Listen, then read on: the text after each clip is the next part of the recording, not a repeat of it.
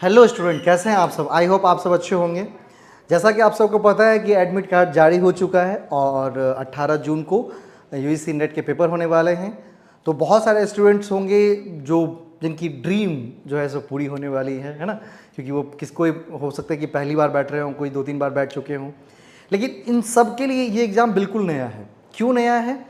तो नया इसलिए है कि एनटीए का जैसा इस बार पैटर्न चेंज हुआ इसी नेट एग्जाम को लेकर के, उन्होंने कहा कि इस बार हम ओएमआर सीट पे पेपर करवा रहे हैं। मतलब पहले सीबीटी मोड में होती थी, इस बार वो ओएमआर सीट पे करवा रहे हैं।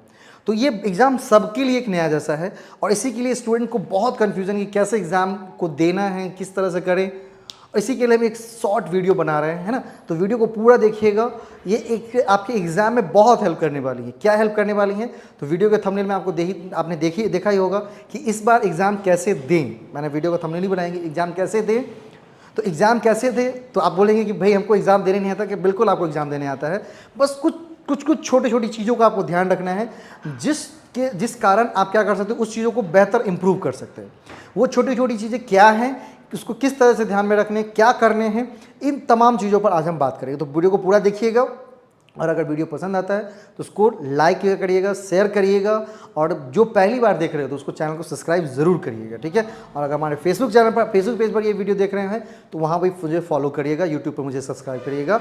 और आप सबके लिए खुशखबरी, यूट्यूब चैनल मोनेटाइज हो गया है, तो ज़्यादा से ज़्यादा प्यार दीजिए ताकि जो कुछ वहाँ से पैसे अर्न हो सके, रेवेन्यू अर्न हो सके, वो स्टूडेंट्स के काम में ही आ सके, ठीक है। और जो स्टूडेंट्स आगे प्रिपरेशन करने वाले हैं, अगर वो वीडियो को देख रहे हैं तो उनको भी हरवाने की जरूरत नहीं। दिसंबर के लिए मैं बैच अनाउंस कर दिया है मैंने, और वो 20-21 से आपके सामने लाइव हो जाएंगी। उसकी डेमो क्लासेस आपके यूट्यूब पर मिलने लगेंगी। तो एग्ज़ाम में क्या क्या करना है, तो मान लीजिए कि एग्ज़ाम की हम बात करते हैं, तो जो हमारा एग्ज़ाम होने वाला है, बस उसमें केवल ये चेंज हुआ है कि पहले एग्ज़ाम हमारा सीबीटी में था, इस बार ओएमआर में हो रहा है। पहले हमारे पास क्या होती थी, सीबीटी मोड में होती थी, कंप्यूटर बेस्ड टेस्ट होता था। इस बार जो हमारा एग्जाम होने वाला है वो हमारा सीबीटी ना होकर के यहाँ पर क्या हो जाएगा, ओएमआर हो जाएगा। मतलब पेन पेपर मोड में हमारा एग्जाम होने वाला है, ठीक है। तो 2-3 चीज़ें छोटी छोटी चीज़ें हैं, इसको आपको ध्यान में रखनी। क्या ध्यान में रखनी है कि हमारा जो एग्जामिनेशन का जो आवर है वो 3 घंटे का है, 3 आवर्स का है, ठीक है। तो ये भी स्टूडेंट कह रहे थे कि सर बेहतर अप्रोच क्या होना चाहिए, ठीक है, किस तरह से बेहतर अप्रोच के साथ हम एग्ज़ाम को करें। तो बेहतर अप्रोच की हम बात करेंगे तो 3 घंटे दिए गए हैं। इसमें आप ये अप्रोच लगा सकते हैं कि उस 3 घंटे को आप 3 भाग में बांट दो। क्या करो, उस 3 घंटे को आप क्या करो, 3 भागों में बांट दो। 3 भागों में बांटने का मतलब कि फर्स्ट 1 आवर जैसा हमने भी किया था और इससे मुझे काफ़ी ज़्यादा हेल्प हुई थी। अगर बाकी इससे अच्छा आपके पास कोई अप्रोच है तो वो भी आप लगा सकते हैं। ये 1 आवर 1 आवर 1 आवर है ना।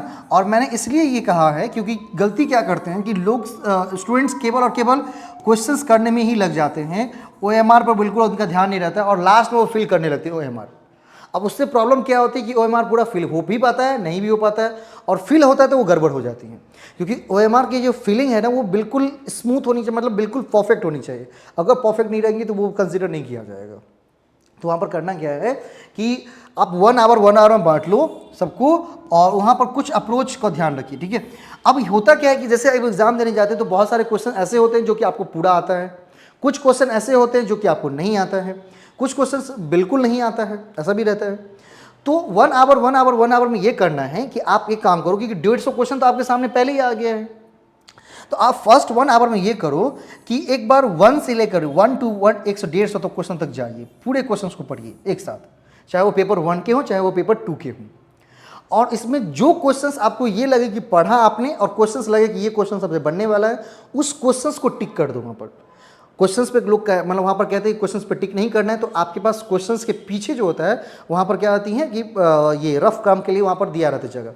तो वहाँ पर रफ काम के लिए क्या करिए, रफ सीट पर आप लिख लीजिए कि पहले का आंसर ए है, दूसरे का आंसर सी है, इस तरह से रफ सीट पर लिख लीजिए, ठीक है। वो एक सही अप्रोच है, लिख लीजिए। और ये 1 to 150, और ये ध्यान रखना है कि एक घंटे से हमको ज़्यादा ना लगे, कोशिश ये करनी, क्योंकि हमको बैलेंस ही बनानी।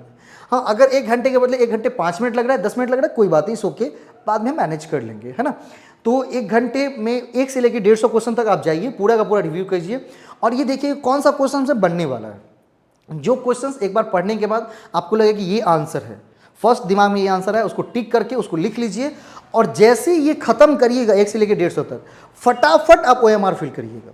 फटाफट क्या करिएगा, जो क्वेश्चंस आपने बना लिया उसके ओएमआर फिल कर दीजिएगा। ये नहीं कि उसको हम बाद में देखेंगे, बाद में देखने वाली बात बिल्कुल नहीं होनी चाहिए, वो बिल्कुल अप्रोच गलत है और उससे आपको एग्जामिनेशन में परेशानी होंगी। मैं बार बार कह दे रहा हूँ, ठीक है, ये चीज़ें मैंने बार बार क्लास में भी कही हैं, तो इस चीज़ का ध्यान रखिएगा। जैसे 1 से लेकर 150 तक क्वेश्चन, जैसे मान लीजिए कि 100, 50, 40-50 क्वेश्चन आपको निश्चित रूप से बन जाएंगे। अगर आप पढ़ के जा रहे हैं, पूरी प्रिपरेशंस करके जा रहे हैं, तो 40 to 50 क्वेश्चंस आपको आसानी से बन जाते हैं, वहाँ पर कोई दिक्कत नहीं होती है। तो उस 40 to 50 क्वेश्चंस को क्या कर लीजिए, उसके ओएमआर फिल कर लीजिए, नंबरिंग को देख करके अपने हिसाब से देख लीजिए नंबरिंग क्या है, उस नंबरिंग के हिसाब से उसको फिल कर लीजिए, उसमें कोई दिक्कत नहीं आएगी। तो नंबरिंग के हिसाब से उसको फिल कर लेंगे, ये 1 आवर हमारा कंप्लीट हो गया। फिर सेकेंड 1 आवर में ऐसे क्वेश्चन करिए जो 50-50 चांस है, जब आपको दिमाग लगाने पड़ेंगे। तो आप वहाँ पर थोड़ा सा क्वेश्चन को पढ़िए, सोचिए, समझिए, एक बार नहीं होता 1-2 बार रिपीट करिए उसको। आपने पढ़ा है वो क्वेश्चन जरूर आपको याद आएगा, तुरंत याद ना आए, 1-2 बार जब आप क्या करेंगे उसके ऑप्शंस को 1-2 बार उलट पलट के देखेंगे, आपको जरूर याद आ जाएगा। फिर वैसे क्वेश्चंस को करके फिर उसके ओएमआर को फिल करिए, और लास्ट में ऐसे क्वेश्चन करिए जो आपको बिल्कुल नहीं आता है ना, लास्ट 1 आवर में, या बहुत ज़्यादा क्रिटिकल है, उसको करिए। तो आप अपने हिसाब से डिसाइड करिए कौन सा हमारा स्ट्रांग पॉइंट है, कौन सा हमारा मतलब बहुत ज़्यादा वीक पॉइंट है, कौन सा मतलब थोड़ा स्ट्रांग है, मतलब उसमें नॉर्मल कह सकते हैं। तो जो सबसे स्ट्रांग पॉइंट है उसको 1 आवर में कर लीजिए, जो नॉर्मल पॉइंट है उसको सेकंड, और जो सबसे वीक है उसको लास्ट में करिए। अगर आप वीक वाले चीज़ों को पहले आवर में करेंगे तो वहाँ पर आप डीमोटिवेट हो जाएंगे। आपको हमेशा एग्जामिनेशन में 3 घंटे फुल्ली मोटिवेट रखना है, अपने आप को एग्जाम में बनाए रखना है, क्योंकि जैसे वहाँ डीमोटिवेट होते हैं आप एग्जाम से बाहर हो जाते हैं। सिर्फ आपका शरीर बैठा होता है, माइंड बाहर हो जाता है। माइंड को बाहर नहीं करना है, शरीर और माइंड दोनों को लेकर एग्जाम बैठने है ना। तो जो स्ट्रांग पॉइंट है उसको फर्स्ट आवर में हमको ध्यान रखना है कि उसको हम पहले कर लेंगे फटाफट, फिर उसके बाद नॉर्मल वाले को कर लेंगे, और थर्ड में हम वीक वाले को करेंगे। लेकिन हाँ, जैसे ही 1 आवर मेरा कंप्लीट हुआ, जैसे हमने स्ट्रांग वाले को किया, हमने 55 मिनट क्वेश्चंस किए या 1 घंटे क्वेश्चंस किए, तो हम फटाफट 10 मिनट में या 5 मिनट में क्या करेंगे, ओएमआर को अच्छे से फिल कर लेंगे, क्योंकि इतना मार्क्स हमारा सिक्योर हो जाएगा, ठीक है। और बिल्कुल हड़बड़ाहट के साथ क्वेश्चंस को ना पढ़ें। अगर क्वेश्चंस एक बार आपने पढ़ा, नहीं समझ में आ रहा, दोबारा पढ़िए, नहीं समझ में आ रहा हिंदी में, इंग्लिश में पढ़ लीजिए, क्वेश्चन समझ में आ जाएंगे, ठीक है। और तीसरी चीज़ है, ओएमआर को फिल करते वक्त बहुत सावधानी रखिएगा, आपके सिग्नेचर, आपके नेम, आपके बार को, क्योंकि वो ओएमआर दोबारा आपको नहीं मिलेगा, इसीलिए बहुत ध्यान से, बहुत ही स्मूथ, मतलब दिमाग को बिल्कुल काम डाउन करके, कूल करके आप ओएमआर को फिल करेंगे, ठीक है। तो ये 3 चीज़ें ध्यान रखनी, ओएमआर को बहुत ही एकदम फ्रेश तरीके से भरना है, परफेक्ट तरीके से फिल करना है। सेकेंड चीज़ है, क्वेश्चंस को एक बार अगर समझ में नहीं आया तो क्वेश्चंस को दोबारा पढ़िए, ऑप्शंस को उलट पलट के देखिए, क्वेश्चन आपसे बनेंगे। थर्ड चीज़ जो सबसे मेन इंपॉर्टेंट है, वो इंपॉर्टेंट है, थर्ड चीज़ क्या, थर्ड चीज़ इंपॉर्टेंट है ये अप्रोच, कि समय को बांटिए, और जो आपके स्ट्रांग पॉइंट है उसको सबसे पहले करिए, जो नॉर्मल है उसको बीच में करिए, और जो सबसे वीक है सबसे लास्ट में करिए, क्योंकि लास्ट में आपको समय नहीं बचाने हैं, वहाँ पर आप एकदम खुल के खेल रहे होते हैं। क्योंकि और हाँ, कोई भी क्वेश्चन नहीं छूटना चाहिए, क्योंकि नेगेटिव मार्किंग बिल्कुल नहीं है, तो कोई भी क्वेश्चन नहीं छोड़िए। ये छोटी छोटी चीज़ों का ध्यान रखेंगे तो आपका जो एग्जाम है बहुत बेहतर जाएगा, ठीक है। अगर इससे भी डिटेल जानना चाहते हैं कि सर इस अप्रोच को कैसे डिटेल वाइज लगा, आप कॉल कर लीजिए, मैं बता दूंगा। कॉल करने के लिए नंबर वीडियो के डिस्क्रिप्शन में दिया हुआ है, वहाँ पर कॉल कर सकते हैं, व्हाट्सअप कर सकते हैं, आपको मैं डिस्क्रिप्शन में बता दूँ। बाकी कैसा लगा वीडियो ये कमेंट में ज़रूर कहिएगा, लाइक एंड सब्सक्राइब जरूर करिएगा, और जो कोई नए स्टूडेंट से अपेयर मतलब ज्वाइन करना चाहते हैं उनको भी इन्फॉर्म करिएगा कि सर ने बैच अनाउंस कर दी हैं, आप तुम उसमें ज्वाइन कर सकते हो, ठीक है। धन्यवाद, मिलते हैं, और सबको बेस्ट ऑफ लक मेरी तरफ से। आप अच्छी तरह से एग्जाम करिए, बाकी बेस्ट ऑफ लक मैं एक बार और कहूँगा शॉर्ट्स करके, लेकिन अभी के लिए बेस्ट ऑफ लक, बढ़िया तरीके से प्रिपरेशन करिए। और अभी 1-2 दिन जो बचा हुआ है आज और कल, इसमें ध्यान रखिए, कोई भी नई चीज़ें नहीं पढ़नी है, जो छोटी छोटी चीज़ें मान लीजिए, कोई कॉन्सेप्ट, छोटी छोटी कॉन्सेप्ट है उसको देखा थोरो रीड कर लीजिए, चलेगा।